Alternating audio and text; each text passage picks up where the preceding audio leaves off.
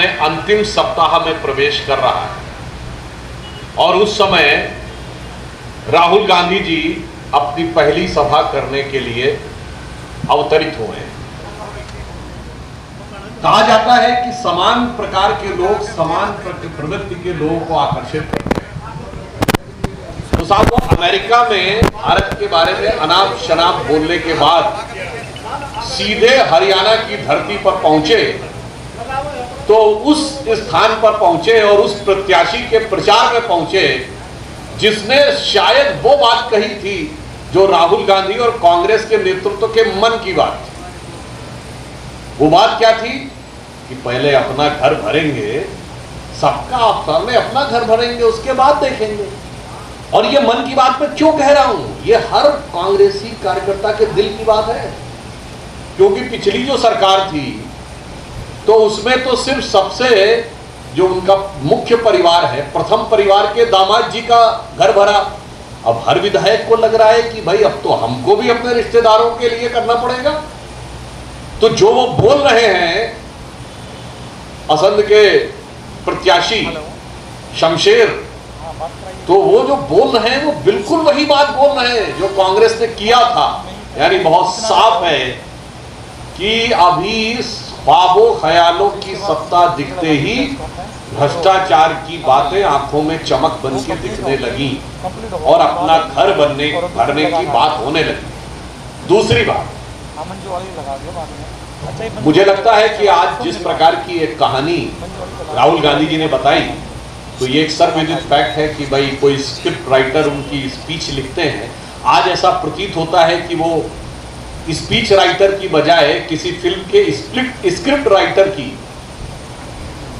Writing उठा लाए, क्योंकि उन्होंने जिस प्रकार की बात कही ऐसा प्रतीत होता है कि वो हरियाणा का अपमान करने के लिए पूरी तरीके से मन बनाए हुए।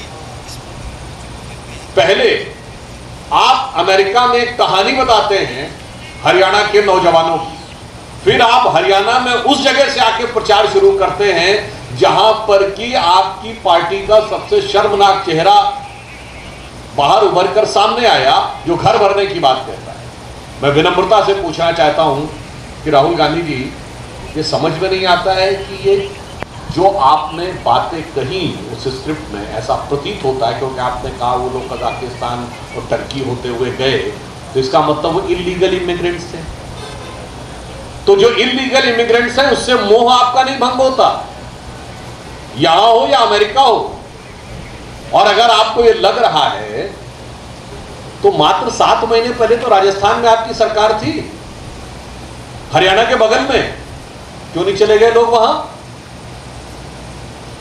वो मैं बताना चाहता हूं ऐसा इसलिए है कि वही राहुल गांधी है जिन्होंने कहा था कि गरीबी एक माइंडसेट है, पॉवर्टी इज ए माइंडसेट। तो वे सत्ता में, यही अंतर होता है उस नेता ने जिसने गरीबी सुनी हो, कहानियों में सुनी हो, और उस नेता ने जिसने गरीबी को जिया हो।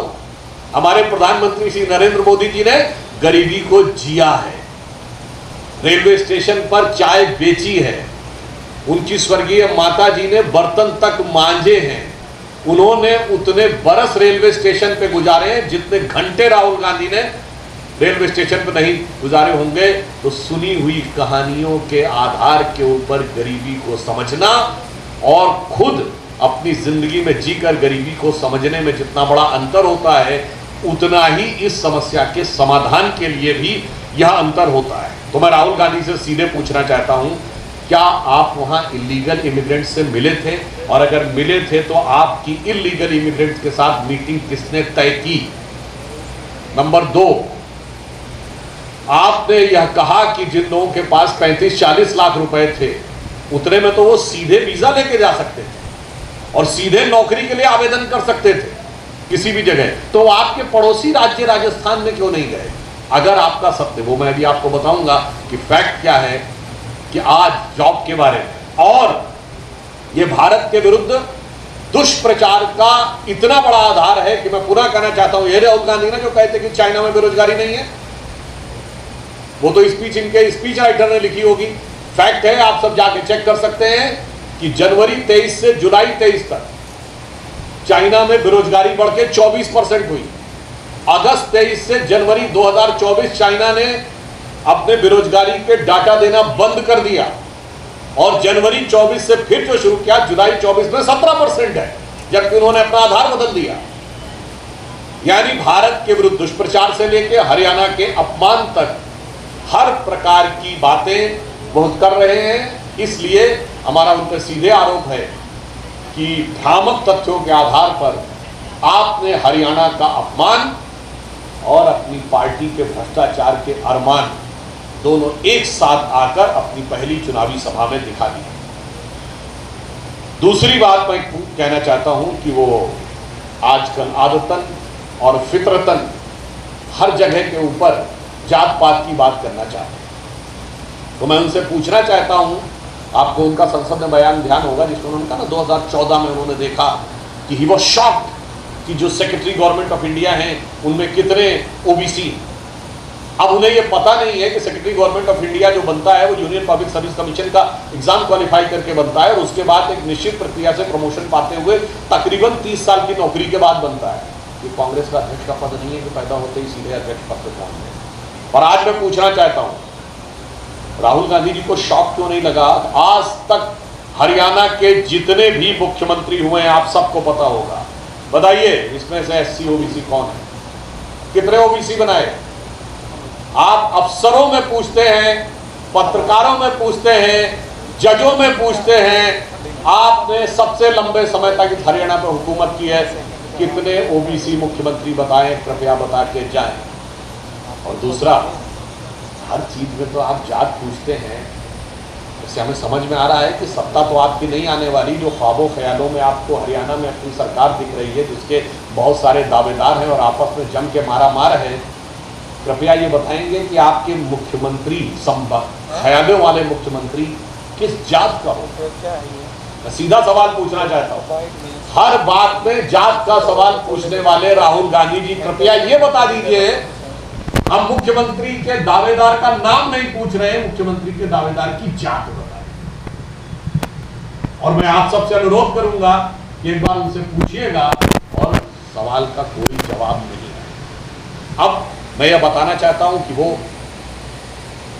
जो जैसा आपने अभी इस वीडियो में देखा, कांग्रेस आजकल कहती है कि मेरे पास 7 गारंटी है, तो मैं भी आपको बताना चाहता हूं, यह सच है कि कांग्रेस के पास 7 गारंटी है, पर वो गारंटी 7 कौन सी? पहली गारंटी, मेरिट के आधार पर नौकरी मिलना बंद होने की गारंटी, जिसका आप वीडियो देख चुके हैं। अब पर्ची से नौकरी मिलेगी, इसकी गारंटी। योग्यता पर नौकरी नहीं मिलेगी। 10 साल से हमारी यहाँ की सरकार ने खट्टर जी और सैनी जी के नेतृत्व में पारदर्शी प्रक्रिया से मेरिट के आधार पे बगैर शोर सिफारिश के जो नौकरी मिलती थी उसके खत्म होने की गारंटी। दूसरा, सभी कांग्रेसी नेताओं का अपना अपना घर भरने की गारंटी। अब सिर्फ प्रथम परिवार का ही दामाद का घर नहीं भरेगा, विधायक के प्रत्याशी बोल रहे हैं कि सबका घर भरने की गारंटी। तीसरी गारंटी, मिर्चीपुर गोहाना जैसे कांड, दुखद, दर्दनाक और दुर्दांत कांड जो कांग्रेस के शासनकाल में हुए, उनकी दोबारा होने की गारंटी। तीसरी, उनके विधायक के प्रत्याशी मोमन खान ने कहा है कि नूह का बदला लेना, अर्थात सांप्रदायिक सौहार्द बिगड़ने और तथा कथित बदले की गारंटी। पांचवी, कानून व्यवस्था ध्वस्त होने की गारंटी, जो आप बगल के राज्य पंजाब में देख चुके हैं। वहां जब से सरकार नई आई है तो जिस प्रकार की कानून व्यवस्था ध्वस्त हुई है, वैसे ही कानून व्यवस्था ध्वस्त होने की गारंटी। छठी गारंटी, जो जो वादा किया है वो वादा नहीं पूरा करेंगे और कोशिश करेंगे।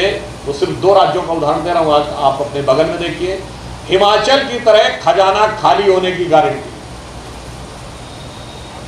और एक राज्य कांग्रेस का सबसे दूर का देखिए, जहां उनके राष्ट्रीय अध्यक्ष यहाँ के हैं, कर्नाटक। कर्नाटक में 1200 किसानों ने आत्महत्या की और उसके बाद सरकार कांग्रेस की है, असंवेदनशील तरीके से यह बयान दे रही है कि नहीं, वो तो व्यक्तिगत कारणों से 1200 किसानों ने आत्महत्या की, अर्थात किसानों के बुरे दिन आने की गारंटी। तो मैं पुनः कह दे रहा हूं, ये 7 गारंटियां कांग्रेस की हैं। मेरिट पे नौकरी नहीं, पर्ची से नौकरी मिलने की गारंटी, हर कांग्रेसी नेता का अपना घर भरने की गारंटी, मिर्चीपुर गोहाना जैसे कांड दोबारा होने की गारंटी, नूह का बदला कहने वाले अर्थात कानून व्यवस्था को ध्वस्त करने की गारंटी, खजाना खाली होने की गारंटी, किसानों के बुरे दिन आने की गारंटी, और एक सबसे बड़ी गारंटी जो कांग्रेस जहां सत्ता में आती होती, क्या? सेना के का अपमान और आतंकियों के सम्मान की गारंटी, जो कश्मीर में अभी आपके पास के राज्य में दिखाई पड़ रहा है, वो देख लीजिए। ये एक सबसे बड़ी गारंटी, सेना के अपमान और जवानों के और आतंकियों के सम्मान की गारंटी। इसलिए मैं कह सकता हूं कि कांग्रेस जो बातें कर रही है उसका वास्तविकता ये होने वाली है कि नौजवान नौकरी के लिए परेशान होने वाला होगा, किसान हलकान, सेना का अपमान, और एक तो बहुत बड़ी गारंटी आपको सबको भी पता होगा, आपस में घमासान। आपने देखा होगा कि कांग्रेस की एक बहुत बड़ी नेत्री का वीडियो, चर्चित वीडियो है, जिसमें वो कह रही हमें तो बुलाया नहीं जाएगा। अर्थात आपस में सरकार लड़ेगी, अपना अपना घर भरेगी और कानून व्यवस्था को ध्वस्त करेगी, और हरियाणा जिस विकास के रास्ते के ऊपर आज आगे बढ़ रहा है, प्रधानमंत्री श्री नरेंद्र मोदी जी के नेतृत्व में, और 10 वर्ष हमारी यहां सरकार जो खट्टर साहब और सैनी साहब के नेतृत्व में चली, उसने हरियाणा को उस मुकाम तक पहुंचाया कि पर कैपिटा इनकम जो 1,37,000 रुपए थी, वो अब 3 लाख रुपए से ऊपर पहुंची। रोजगार के जो सरकारी नौकरियां मिली थी, जो 66,000 मिली थी, वो 1,43,000 मिली, और पूर्ण पारदर्शिता के साथ रोजगार के कुल अवसर, EPFO का डाटा होता है, एम्प्लॉय प्रोविडेंट फंड, सबसे ऑथेंटिक डाटा यही होता है, क्योंकि यदि कोई कर्मचारी बनेगा तब भविष्य निधि का अपना खाते में से पैसा कटाएगा, और उसका कोई जो नियोक्ता यानी एम्प्लॉयर है वो पैसा उसमें डालेगा। तो अगर आप इस समय देखें तो हम लोगों के कार्यकाल में 1,46 लाख लोगों 46 लाख लोगों ने के EPFO अकाउंट्स भरे। अर्थात यह प्रत्यक्ष जो जॉब मिल रहा था वो मिलने की शुरुआत हुई, और 7 मेडिकल कॉलेज थे, 15 मेडिकल कॉलेज हैं, और एक और उपलब्धि जो हरियाणा को मिली है इस सरकार के कार्यकाल में, जो संभवतः कभी नहीं मिली होगी। देखिए, हम सब ये मानते हैं कि बिजली की आवश्यकता विकसित राष्ट्र बनाने के लिए बहुत जरूरी है, परंतु जब हमारी सरकार आई तो हमारी 60% बिजली की नीड कोयले से पूरी होती। अगर हम उसके द्वारा भारत की सारी बिजली की आवश्यकता को पूरा करना चाहते तो व्यवहारिक दृष्टि से मुश्किल था, एनवायरमेंट में बहुत कुछ होना था। तो मोदी जी ने सोलर एनर्जी की बात शुरुआत की, और आज सोलर एनर्जी में भारत का उत्पादन और व्यवस्था 30 गुना बढ़ी है।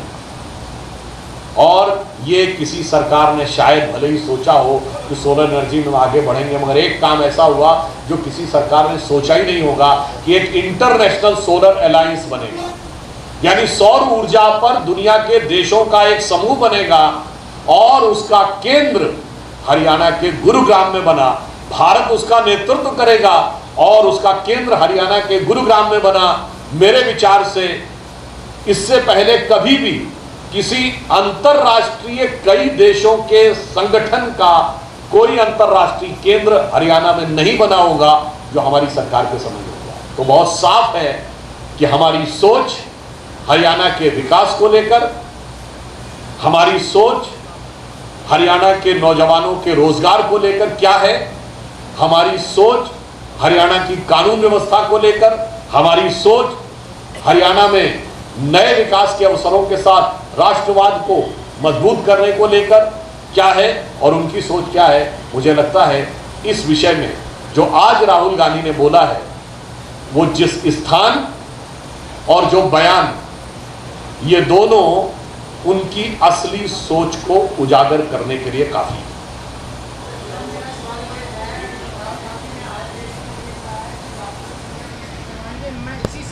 करवाऊंगा और आप सबके सामने कराऊंगा। देखिए वो कितना, मैं कड़ा शब्द बोला हूं, झूठ बोलते। आपने लोकसभा चुनाव के दौरान उनके दर्जनों वीडियो देखे होंगे यूं हाथ करके बिहार के जातिगत सर्वे में। उन्होंने कहा देखो भैया हमने तो नीतीश कुमार से कह दिया था कि करना पड़ेगा। आप सब प्रबुद्ध पत्रकार जाके चेक कर लीजिए, बिहार में जातिगत सर्वे का निर्णय जून 2022 में हुआ, जब नीतीश कुमार की हमारे साथ सरकार थी। जातिगत जनगणना शुरू हुई अगस्त 2022 में, जब नीतीश कुमार की आरजेडी के साथ सरकार बनी। निर्णय हमारे टाइम में हुआ, क्रेडिट को ले रहे हैं। और मैं राहुल गांधी जी को विनम्रता और चुनौती से पूछना चाहता हूं, कर्नाटक में सर्वे आप करके बैठे, क्यों नहीं लागू कर बाहर कर रहा? और आपके उप मुख्यमंत्री डीके शिव कुमार ने ऐलानिया कह रखा है कि मैं ये आंकड़ा जारी नहीं होने दूंगा। और आप सबको, और मैं सब प्रमाण बता रहा हूं, राज्यसभा में मैं उस समय उपस्थित था, सदन की कार्रवाई में मल्लिकार्जुन खड़गे जी ने खड़े होकर बोला, ये पिछली सरकार की बात है, चुनाव से पहले, तो हमारे संसदीय कार्य मंत्री प्रहलाद जोशी जी खुद कर्नाटक से आते हैं, उन्होंने कहा कि आपके राज्य में तो आपका उप मुख्यमंत्री कह रहा नहीं होने देंगे। उसके बाद खड़गे जी का क्या जवाब था और क्या चेहरा था वो आप खुद समझ सकते हैं। इसीलिए राहुल गांधी जी जो बोल रहे हैं, भाई तुम बड़ा कह रहे हो कि आपने करवा दिया सर्वे बिहार में, तो हिमाचल में करवाइए ना, तेलंगाना में करवाइए, और कर्नाटक में किया रखा है उसको बाहर करिए। इसे कहते हैं कि अंदर से कुछ और बाहर से कुछ और नजर आते हैं, और बाखुदा आगे क्या है आप लोग खुद समझ पाते हैं।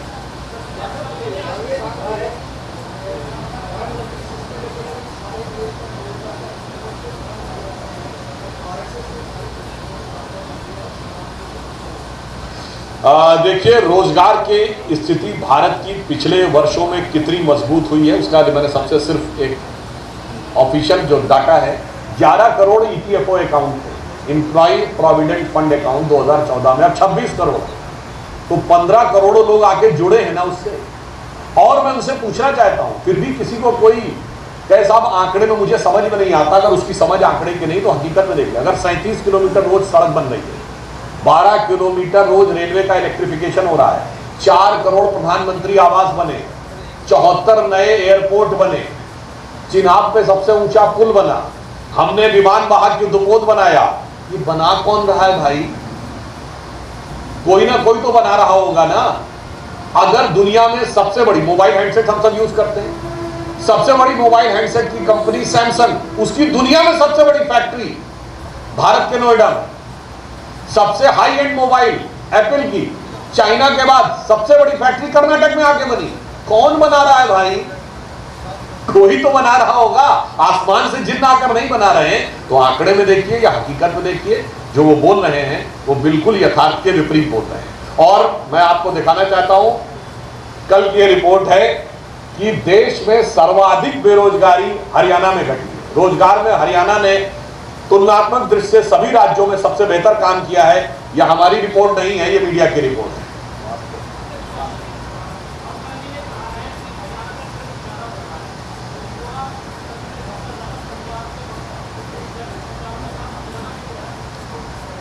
पंजाब में जो ड्रग्स का कारोबार शुरू हुआ था वो उन्हीं के दौरे हुकूमत में हुआ है।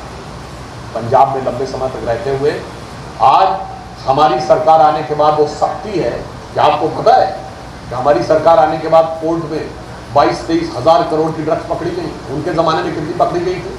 200-300 करोड़ की। जबकि उस जमाने में मुंबई से लेकर पंजाब तक ड्रग्स का कारोबार चल रहा था। क्यों? पकड़ी नहीं जाती थी, नियंत्रण नहीं किया था, इसलिए स्थिति है। और कुल मिलाकर हम ये भी कहना चाहेंगे, आज भारत के हर नौजवान को उस ड्रग्स से भी लड़ना है, और जो मेंटल ड्रग दी जा रही है 7 समुंदर पार से, उस ड्रग को भी समझना है। क्योंकि आपकी स्वतंत्रता की क्षमता के लिए, आपकी निजी स्वतंत्रता और निजी जीवन की बर्बादी के लिए ये ड्रग जिम्मेदार है। तो वो जो ड्रग्स समझाई जा रही है दिमागों में, वो देश की व्यवस्था और देश की विकास के लिए सबसे बड़ी चुनौती है।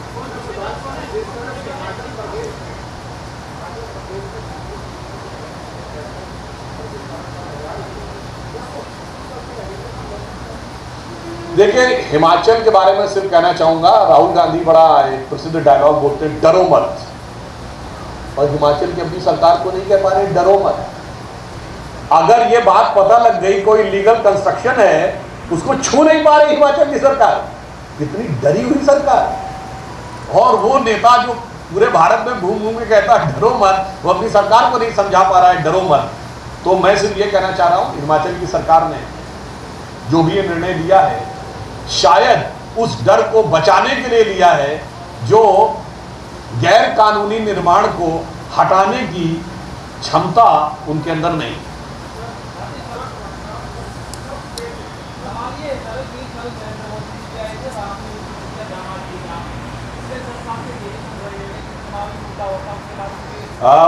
बड़ी मजेदार बात है, देखिए भारत में कानून एक प्रक्रिया से चलता है। अगर कुछ नेता गिरफ्तार हो जाते हैं, साफ सरकार ने देखिए जबरदस्ती इन्होंने पकड़ लिया, ठीक, अभी कानून अंजाम तक नहीं पहुंचा, कुछ हो ही नहीं रहा है। तो मैं मानता हूं कांग्रेस अपने 2 आरोपों में से एक आरोप पर स्पष्ट कर दे। इसका मतलब अगर वो ये मान रहे हैं कि कानून अपना काम कर रहा है, इसलिए वाड्रा पर कार्रवाई अभी अंतिम अंजाम तक नहीं पहुंची है, तो फिर इसका मतलब हम विच हंट करते हैं, ये आरोप छोड़ दें। अगर विच हंट का आरोप है तो ये आरोप छोड़ दें। ये दोनों नहीं चल सकते कि अपनी सुविधा के अनुसार अगर जाएंगे तो आप कहेंगे साहब राहुल गांधी पे कार्रवाई हो गई तो विच हंट था, और वाड्रा पे कार्रवाई नहीं हो रही है तो कार्रवाई हो रही है, वो अपनी प्रक्रिया से हो रही है, तो साहब ये क्यों हो रहा है? तो मुझे लगता है ये इनके स्टेटमेंट में ये डुअलिटी है। देखिए, प्रोसेस कानून के अनुसार चल रहा है, जुडिशियल प्रोसेस चल रहा है। जुडिशियल प्रोसेस के ऊपर टिप्पणी करना कम से कम राजनीतिक दल के प्रवक्ता के लिए उचित नहीं। और मैं एक और भी फैक्ट बता देना चाहता हूं, न्यायिक प्रक्रिया में कितना समय लगता है। इंदिरा जी प्रधानमंत्री थी और उनकी हत्या प्रधानमंत्री आवास में हुई, सारे सबूत सामने थे, नहीं कोई किंतु परंतु नहीं था। कितने साल लगे फांसी देने में?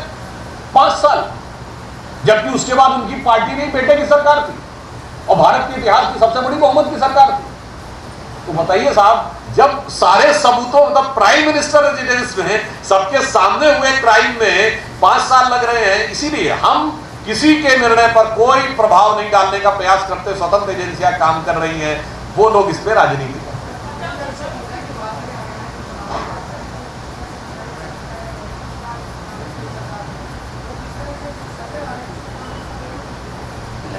देखिए, कांग्रेस के जितने भी नेता हैं वो ऊपर से कहें जो कहें कि कांग्रेस की सरकार बनेगी, अंदर से वो बहुत डरे हुए हैं। किस बात पे डरे हुए हैं?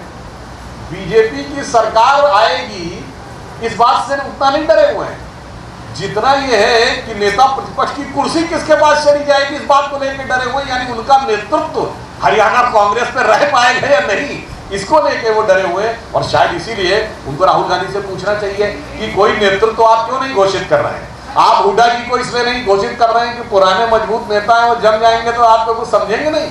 या सुरजेवाला को इसलिए नहीं कर रहे हैं कि युवा नेता दूसरा खड़ा नहीं होने देना है। या शैलजा जी को इसलिए घोषित नहीं कर रहे हैं कि दलित की बेटी को आगे नहीं आने देना है। सवाल तो उनसे पूछना चाहिए। इसीलिए मैंने कहा आज तक के सारे मुख्यमंत्रियों की वे ओबीसी बताएं वो कौन है।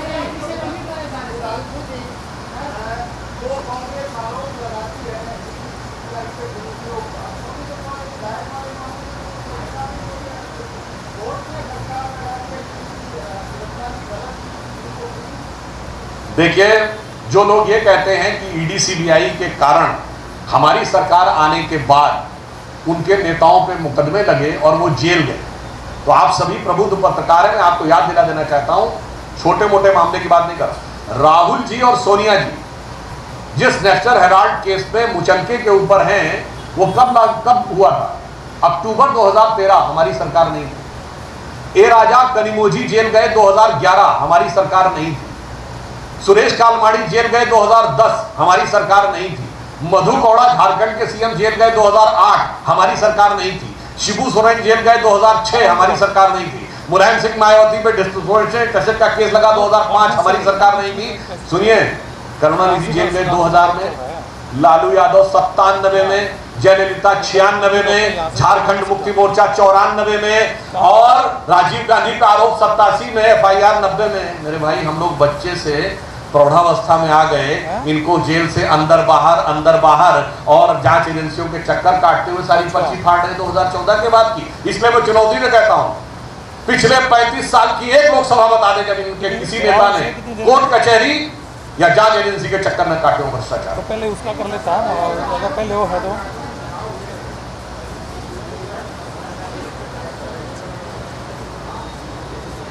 मैं चलूँगा थोड़ी देर में। मैं अभी मेरे ख्याल में 15-20 मिनट और लगेंगे मेरे को।